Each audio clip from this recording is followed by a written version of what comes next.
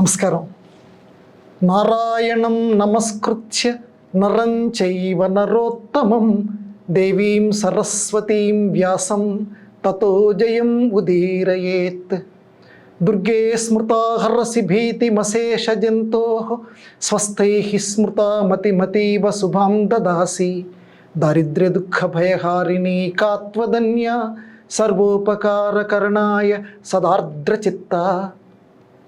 మహాభారతం ధర్మతత్వజ్ఞులు ధర్మశాస్త్రం బని పొగిడినటువంటి మహాభారతంలో ఈనాటి సమాజానికి పనికి వచ్చేటువంటి కథలని మనం చెప్పుకుంటున్నాం. అందులో రెండవ కథ ఈరోజు మనం చెప్పుకుందాం. ఆ కథ పేరు ఉదంకుడి కథ.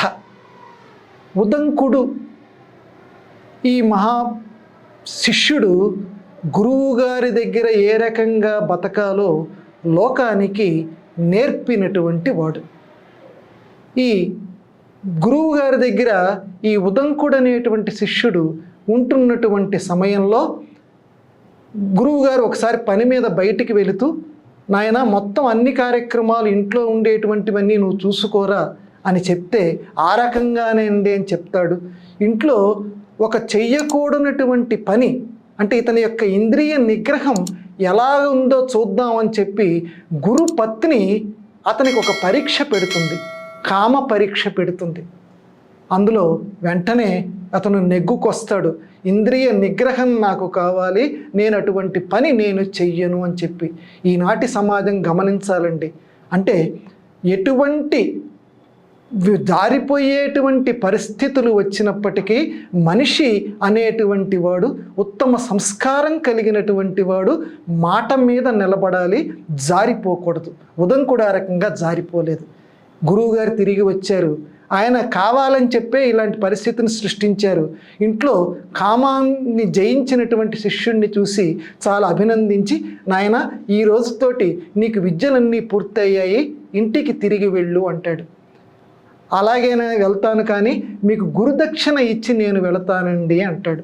అంటే ఊరికినే ఎవరి దగ్గర ఏమీ తీసుకోకూడదు కనుక మీకు గురుదక్షిణ ఇచ్చి వెళతాను అంటాడు. నాకేమి ఇవ్వక్కర్లేదురా నువ్వు అంటాడు గురువుగారు. ఎంత చెప్పినా ఉదంకుడు తీసుకోవాల్సిందే అని బలవంత పెడతాడు. అప్పుడు గురువుగారు అంటారు, నాకేం అవసరం లేదు, కానీ నా భార్య గురుపత్ని ఎప్పటి నుంచో కుండలాలు అడుగుతోంది. పౌష్య మహారాజు గారి భార్య దగ్గర కుండలాలు ఉన్నాయట, ఒకసారి ఆవిడ కనపడి వెళ్ళు, అది గురుదక్షిణ తీసుకురా అంటాడు. వెంటనే గురుపత్ని దగ్గరికి వెళ్తాడు ఉదంకుడు. గురుపత్ని కూడా అదే మాట చెప్తుంది. పౌష్య మహారాజు గారి భార్య దగ్గర ఉన్నటువంటి కుండలాలు, అంటే చెవికి పెట్టుకునేటువంటి రింగులు, ఈనాటి భాషలో మనం చెప్పాలంటే అవి తీసుకురమ్మంటుంది. ఏమిటండి ప్రత్యేకంగా మహాభారతం ఆ కుండలాలే తీసుకురమ్మని ఉదంకుడికి చెప్పింది అనంటే, ఆ కుండలాలు చాలా ప్రసిద్ధి కలిగినటువంటివి, ఆకలి దప్పికల్ని పోగొట్టేటువంటి అద్భుతమైనటువంటి మహిమ కలిగినటువంటివి. ఇవాళ 3 రోజులు నేను వ్రతం చేస్తున్నాను, సరిగ్గా 4వ రోజు నాటికి నాకు ఆ కుండలాలు తెచ్చిపెట్టు, నీ గురుదక్షిణ పూర్తవుతుంది అని గురుపత్ని చెప్తుంది. ఉదంకుడు బయలుదేరతాడు ఆ పౌష్య మహారాజు గారి దగ్గరికి. వెళుతూ ఉంటే దారిలో ఒక ఎద్దు కనపడుతుంది. ఎద్దు మీద ఒక పురుషుడు కనపడతాడు. ఆ పురుషుడు అంటాడు, ఈ ఎద్దు యొక్క పేడ నువ్వు స్వీకరించు అంటాడు. ఉదంకుడు పేడ ఏమిటి, నేను తినటం ఏమిటి అని అనుకోడు.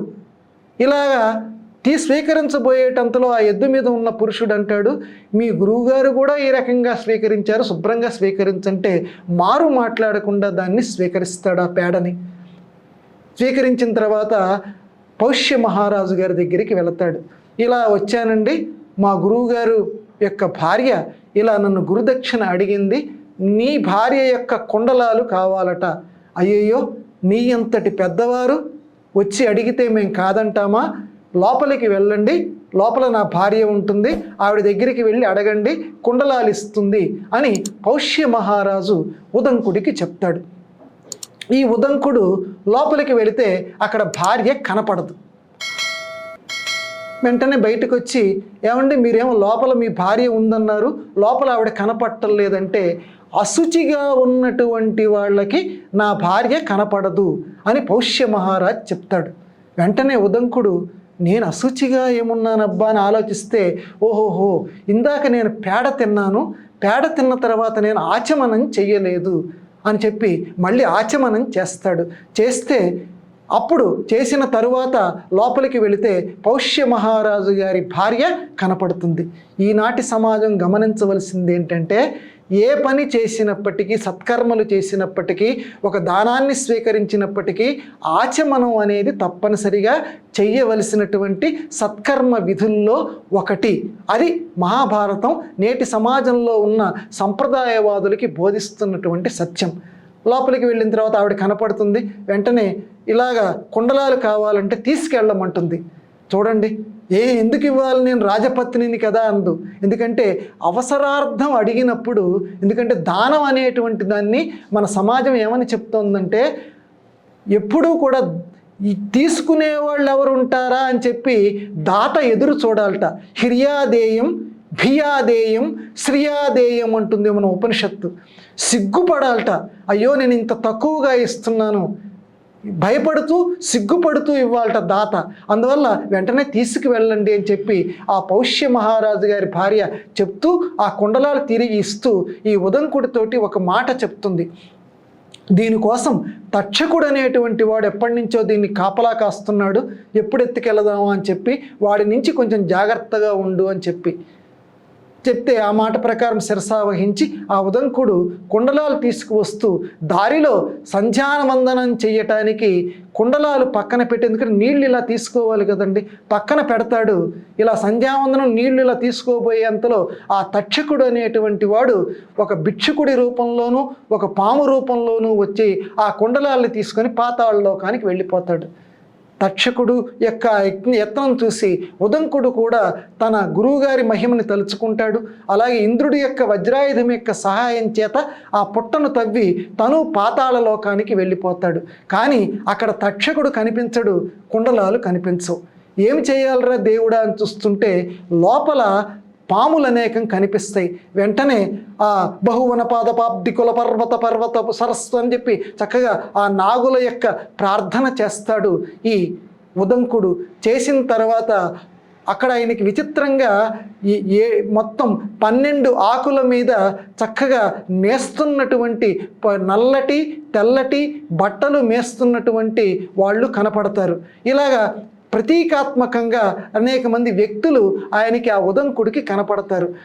ఏమిట్రా ఇదంతా నా ఆలోచిస్తూ ఉంటే మళ్ళీ ఎక్కడ ఏ దివ్య పురుషుడు కనిపించాడో, ఎద్దు మీద పేడ తినమని చెప్పినటువంటి వాడు ఈసారి గుర్రం మీద కనపడతాడు. ఆ గుర్రం మీద కనపడినటువంటి వాడిని ఉదంకుడు ప్రార్థన చేస్తాడు. చేసిన తరువాత అతను చాలా సంతోషించి, ఇదిగో నాయన ఈ గుర్రం యొక్క గుహ్య ప్రదేశాన్ని ఊదు, ఆ తక్షకుడు బయటికి వస్తాడు కుండలాలతో అని చెప్తే ఆ ప్రకారంగానే ఊదుతాడు. ఆ అగ్ని జ్వాలలకి తట్టుకోలేక తక్షకుడు బయటికి వచ్చి కుండలాలు సమర్పిస్తాడు.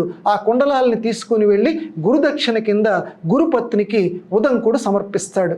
తర్వాత గురువు గారిని అడుగుతాడు, అయ్యా నాకు ఇక్కడ రకరకాలుగా ఆ పేడ ఏమిటి, వెళ్ళేటప్పుడు అలా కనపడిందంటే అది పేడ కాదురా, అది అమృతము, అమృతం తిన్నావు కాబట్టే నీకు పాతాళలోక ప్రవేశం కలిగింది అని చెప్తాడు. అలాగే వాళ్ళు ఎవరండి, అక్కడ పగలు రాత్రి అక్కడ నల్లక తెల్లగా ఉన్నటువంటి వస్త్రాలు నేస్తున్నారంటే గురువు గారు చెప్తాడు, అది పగలు రాత్రి, అది ఈ వారము సంబంధించినటువంటివి అని చెప్పి అక్కడ ఉన్నటువంటి ప్రతీకాత్మకంగా ఉన్నటువంటి విషయాలన్నింటినీ కూడా గురువు గారు బోధిస్తారు. ఆ జ్ఞానంతో చాలా సంతోషించి గురుదక్షిణ చెల్లించి ఉదంకుడు తిరిగి తన ఇంటికి వెళ్ళిపోతాడు.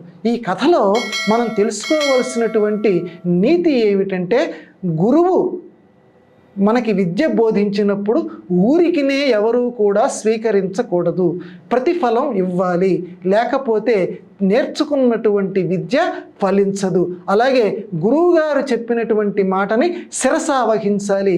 పెద్దలు చెప్పినటువంటి మాటని ఇది ఎందుకు పేడ తినమంటున్నాడని చెప్పి ఇది ఎందుకు అని చెప్పి ప్రశ్న కాదండి. అంటే ఇక్కడ పేడ అని అర్థం కాదు, పెద్దలు ఏది చెప్తే దాన్ని పిన్నలు అనేటువంటి వాళ్ళు ఆచరించాలి అనేటువంటి సందేశం కూడా భారతం మనకి ఈనాటి సమాజానికి ప్రబోధం చేస్తోంది. దాన్ని అందరూ కూడా శిరసావహించెదరు గాక. నమస్కారం.